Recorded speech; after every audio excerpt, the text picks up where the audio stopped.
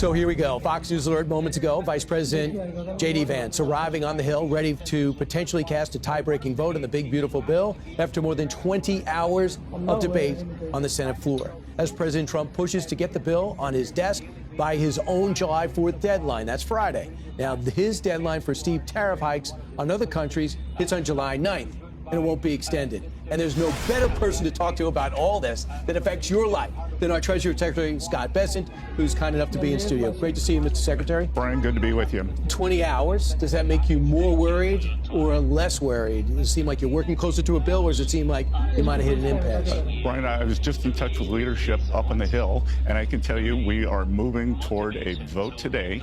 And look, the 20 hours doesn't worry me because it's just the Democrats trying to obstruct this one big, beautiful bill. President Trump has incredible momentum from the border to Israel-Iran. Now we're going to bring it home on the tax bill, and then we'll do trade next week. It's just the Democrats trying to stop the president's momentum. I want you to take on its things I keep hearing. This is all about a tax break for the rich. Is the upper class getting any additional tax break? Brian, let me tell you, this is just like TCJA in 2017, and the amount that the top 10% of total taxes that they paid went from 37% to 45%.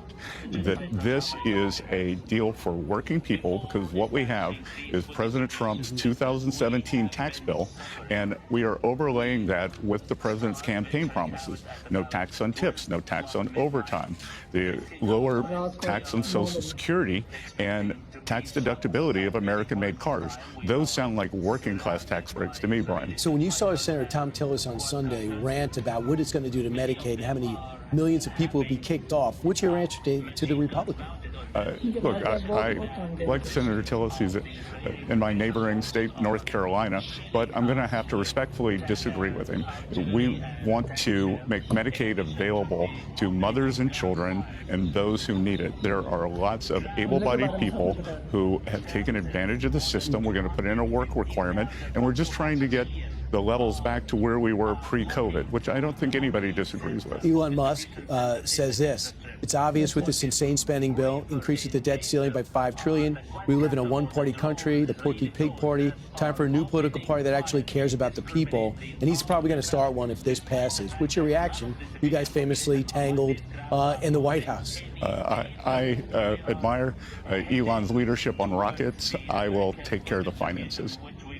So do you feel as though he says the $5 trillion adding to the deficit? You don't agree? I don't agree at all. Let me tell you why. Because this bill will set off growth like we've never seen before.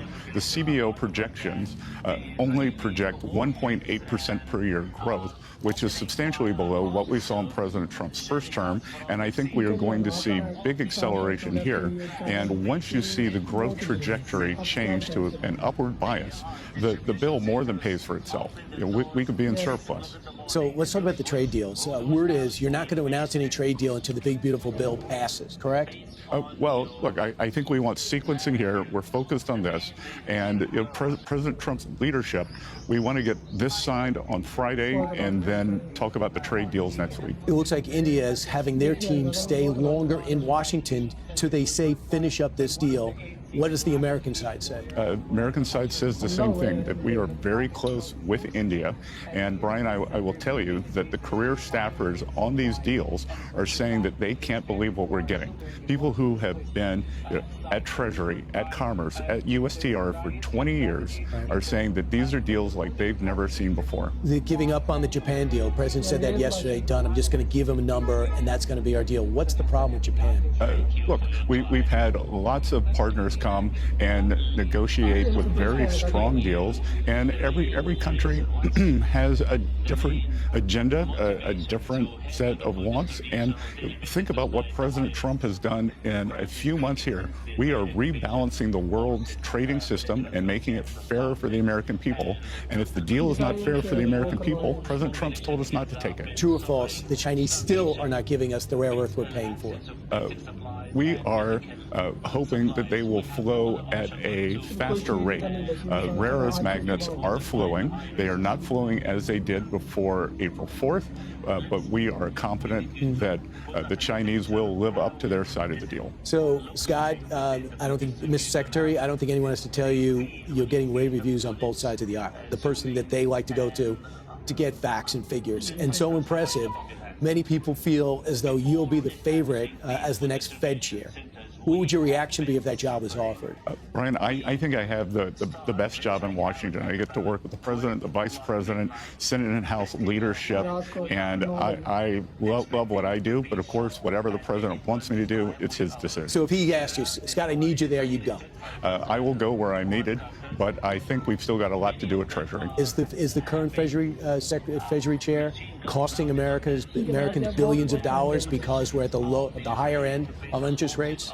I think relative to where we should be, we'll see. I have said that I won't talk about the mistakes the Fed is going to make, only the ones they have made. They made a lot of mistakes in 2022 by waiting too long to hike, and maybe they're doing the mirror image of that by waiting too long to cut.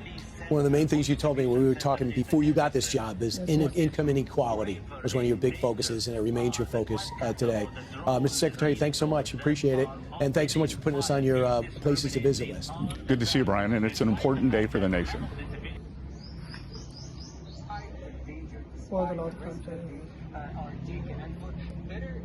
देखिए गगन में बहुत लाख खर्च है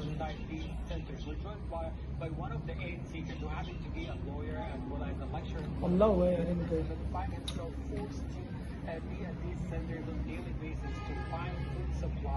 and bring it back to his family who are sheltering in one of the displacement sites. We're joined by Mr. Ryan Hassan, an aid seeker from the northern part of the district, who walks all of the daily kilometers to the new town center.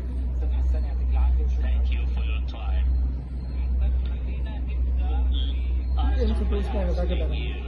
The main reason, what's the main motivation to head to the food distribution on a daily basis despite the high risks? Frankly speaking, since the Israeli occupation forces belligerence on Gaza started and the total blockade of Gaza, we have all the population in Gaza have been suffering starvation, absence of basic supplies and medical supplies. We have no other option but to go and get our hands on any food despite the high risks. We need you to put us in the picture. How does it look like within the food distribution? How do you feel when you feel the bullets zooming and jet fighters hovering above your heads? Before establishing these food distribution centers, we have been suffering.